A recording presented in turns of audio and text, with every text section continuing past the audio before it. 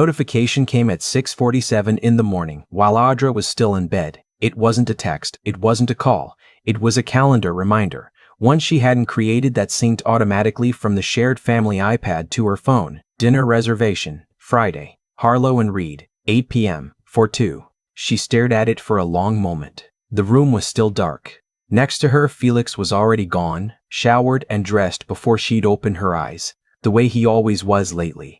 She could smell his cologne hanging in the air like something that used to mean safety. For two. She set the phone face down on the nightstand. Then she picked it up again. Felix Hartman had been her husband for 9 years. She'd met him at a friend's birthday dinner, seated across from her, stealing the last piece of bread from the basket without asking anyone first, and she'd laughed instead of being annoyed, which she later decided was the moment she knew. They got engaged 11 months later in a parking lot outside a Whole Foods because he panicked and couldn't wait, and she'd cried and said yes, and they'd stood there blocking a shopping cart for 10 minutes while people walked around them. That was the man she knew. She didn't know the man who made dinner reservations for two on a Friday night and never mentioned it. She got up. She made coffee. She stood at the kitchen window and watched a neighbor walk his dog in the early gray light and told herself there were 100 explanations. Work, dinner, client. A surprise he was planning for her. Except the reservation was under his personal email, not his work account. She knew because when she pulled up the calendar app, she could see exactly which account had created the event. She didn't mention it when Felix came downstairs. She handed him his coffee the way she did every morning, and he kissed her on the cheek. The way he did every morning, and she smiled and said she had a long day at the clinic, and he said he'd probably be home late. How late? She asked. Not sure, he said. Might grab dinner with someone from the Henderson account. Not a restaurant name, not a person's name, just someone. Audra Hartman had been a physical therapist for 12 years. She was patient by nature and by training. She knew how to wait. She knew how to watch someone's body for the thing they weren't saying. She watched Felix pull on his jacket and she nodded and she said, "Okay." She waited until his car pulled out of the driveway. Then she sat down at the kitchen table and let herself feel it. The particular cold of a suspicion you can't unhave. It wasn't proof. It was a calendar event and a vague answer and cologne on a Tuesday morning. That was nothing.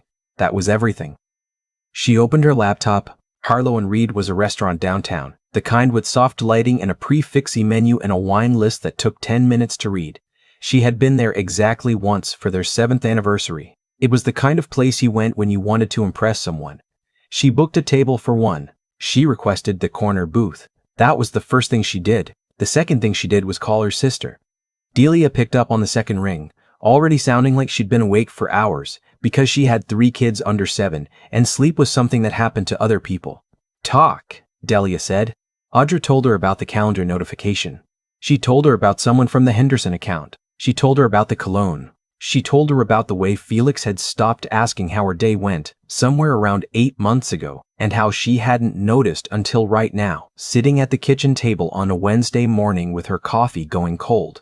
Delia was quiet for a moment. What do you need? Delia asked. I don't know yet, Audra said. I just needed to say it out loud. Okay, Delia said. Then I'm listening. Say everything. So she did. She told Delia about the business trips that had started happening more frequently. Las Vegas, Dallas, Seattle. 3 in 6 months. She thought it was the new client portfolio his firm had picked up. She'd been proud of him. She packed his bags and researched good restaurants near his hotels and texted him photos of things that made her think of him. He'd responded less and less. She'd told herself he was busy. She told Delia about the gym bag that had started living in the trunk of his car, always packed, which she'd thought was impressive fitness dedication from a man who previously only worked out when she guilted him into it. She told Delia about the way he'd started putting his phone face down on the counter every time, even when he was just checking the weather. Audra, Delia said quietly. I know, Audra said. That doesn't mean... I know, Audra said again. But they both knew. She didn't confront him. She thought about it, replayed the conversation 100 times while she was driving to work, while she was treating patients, while she was lying in bed next to him listening to him sleep. She knew exactly how it would go. He'd be confused, then hurt, then defensive. He'd say she was being paranoid. He'd say she was punishing him for working hard, and she would either believe him because she wanted to or she wouldn't, and either way she'd have nothing. She needed something first. She wasn't a detective. She wasn't cruel. But she was methodical, and she was thorough. and she had 12 years of practice learning to read the things people didn't say. She started with the credit card statements. They had a joint account and they had individual accounts, an arrangement they'd had since the beginning, shared expenses together, personal spending separate. She'd always liked that.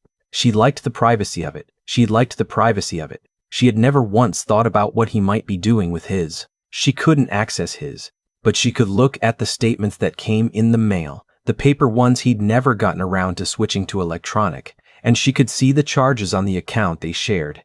Gas, groceries, their streaming services, her gym membership, his dry cleaning, and then, going back 8 months, a florist.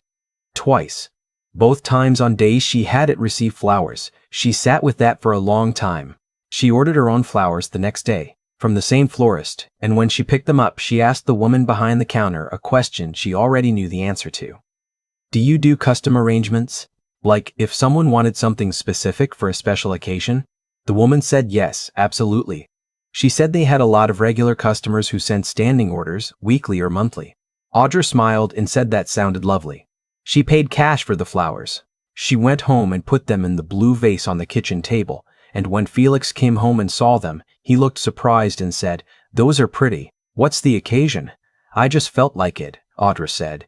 She watched his face. He smiled and kissed her temple and went upstairs to change. She stood in the kitchen and breathed carefully through her nose. She started watching more carefully, not obsessively. She was still working 40 hours a week, still meeting Delia for Saturday breakfast, still making dinner and paying bills and living her life. But she was watching.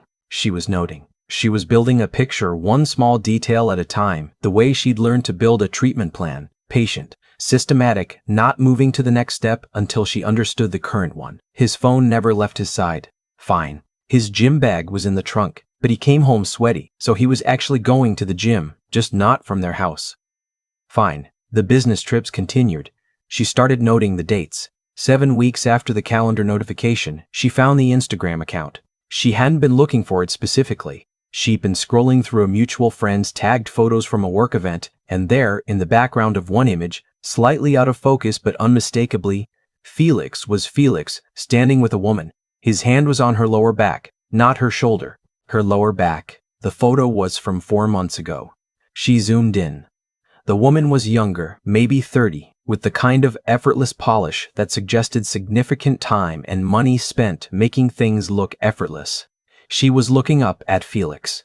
He was looking down at her. They were not looking at the camera because they were not thinking about the camera. Audra screenshot the photo. She found the Instagram account. The woman's name was Tessa. She did not follow the account. She did not reach out. She sat very still and looked at the photo for a long time and thought, 8 months. 8 months of flowers she never received. 8 months of gym bags and trunks.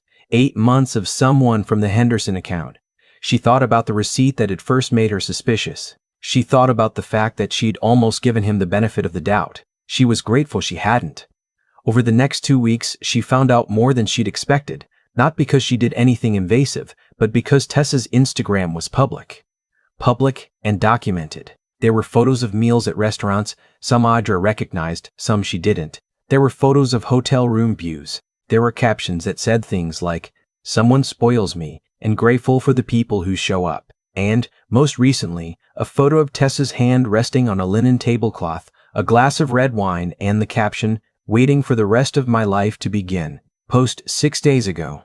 Audra looked at that one for a very long time. She called her attorney the next morning. Diane Ochoa had been Audra's family lawyer for 4 years, originally for a property dispute with a neighbor that had been resolved in an afternoon. Audra had kept her number because she liked the way Diane talked, direct, unsentimental, precise.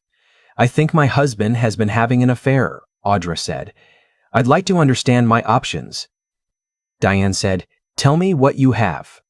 Audra told her. Diane was quiet for a moment. Then she said, "That's more than most people come to me with. I want to do this correctly," Audra said. "I don't want to do anything I'll regret." "Good," Diane said. "Then let's talk about timing." They talked about timing for over an hour. The Friday reservation was in 9 days. Audra had 9 days to get everything in order, and she used them the way she used every difficult period in her life. Methodically, without self-pity, and with absolute clarity about what she wanted the outcome to be. She spoke to Diane twice more. She gathered documents, financial records, property records, account information, the things that were hers to gather because her name was on them too. She made a list of everything she'd built in 9 years, everything she'd contributed, everything she'd quietly set aside to make room for a life she believed in. She did not cry. She had cried in the first week, alone in the car outside the grocery store, for about 4 minutes.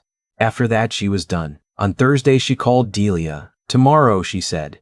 Delia was quiet. "You okay?" "Yes," Audra said, and she meant it, which surprised her a little. "Do you want me there?" "No," Audra said. "This one's mine." On Friday evening, Audra Hartman put on the charcoal wrap dress she'd bought 2 years ago for a charity gala and never worn again.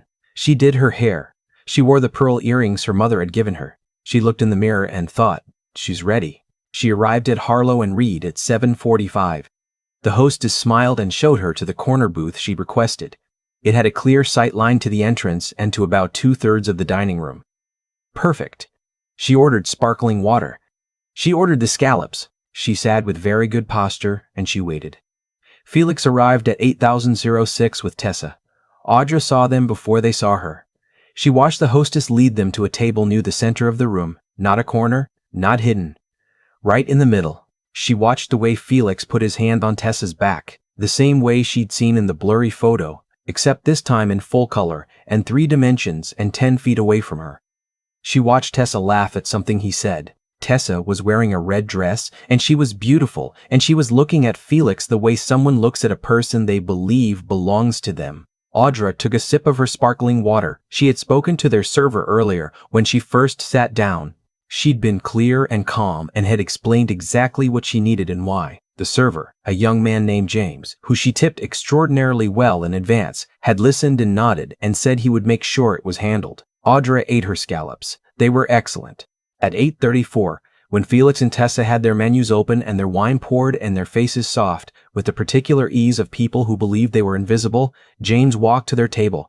He set a small envelope down in front of Felix. "From another guest," James said. "They asked me to deliver this." Felix looked confused. He looked at Tessa. Tessa shrugged and smiled. Felix picked up the envelope. He opened it. Inside was a single note card. On it, in Diane Ochoa's firm's letterhead, was the formal notification of divorce proceedings, Felix's full legal name, their address, the date, and at the bottom, Audra's signature. He read it. He read it again. And then, slowly, the way a building settles before it falls, he looked up. Audra was already looking at him. She did not smile. She did not wave. She held his gaze for exactly 3 seconds, long enough to be certain he understood, and then she picked up her wine glass, took a slow sip, and looked away. She heard Tessa say, "What is it, Felix?" "What's?" She did not hear the rest because she set her napkin on the table, collected her bag, and stood. She left $200 in cash beneath her water glass. She walked to the hostess stand, retrieved her coat, and stepped out into the cool night air.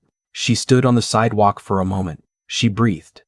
The city was doing what cities do on Friday nights, loud and bright and indifferent, and she was standing in the middle of it feeling something she hadn't expected. Not triumph, exactly. Not relief, exactly. Something quieter than both. The specific stillness of a person who has done the hard thing and is still standing. Her phone buzzed. Felix. She declined the call. It buzzed again. She turned the ringer off and put the phone in her bag. She walked 2 blocks to where she parked and sat in the driver's seat for a moment before starting the car. The restaurant was behind her. Everything she'd spent 9 years building was behind her. She'd thought that would feel like loss. Mostly, it felt like space. She drove to Delia's house. Delia opened the door before she'd even knocked, because Delia had been watching from the window, because that's what sisters do. "Well," Delia said. "It's done," Audra said. Delia hugged her hard. Over Delia's shoulder, Audra could see the kitchen light on and could smell something baking and could hear the distant sound of small children being unconvincingly pretended to be asleep. She hugged her sister back and stood there for a long minute in the doorway. "He called twice already," Audra said. "Of course he did," Delia said. "I didn't answer." "Of course you didn't." They went inside. Delia made tea and cut slices from a lemon cake she'd made that afternoon, and they sat at the kitchen table and talked for 2 hours about everything and nothing the way they had their whole lives. Around 11 o'clock, Audra's phone showed 14 missed calls and 6 voicemails, all from Felix, and 2 texts. The first text said, "We need to talk. "Please call me." The second said, "I'm sorry. I never meant for." She didn't read the rest of the second one. Not tonight. Maybe not for a long time. What happened in the weeks after was not simple because these things never are. There were conversations with lawyers. There were difficult mornings and strange silences in what was still, technically, their house. There is the particular exhaustion of having to remain composed while your life rearranged itself around you. She found out through Delia, who'd heard from a mutual friend, that Tessa had ended things with Felix approximately 10 days after the restaurant. That Tessa had not known or so she said, the full picture. That Tessa had been told things that weren't true. And when the truth came in the form of a woman in a charcoal dress handing over divorce papers at a fine dining restaurant, the whole architecture of what Felix had built for himself came down. Audra didn't feel satisfied by that information, exactly. She felt something more complicated. She thought about a woman who'd let herself be fed a story, who'd posted photos with captions about her life beginning. She thought about the cost of believing someone who has every reason to lie. She hoped Tessa would be careful the next time.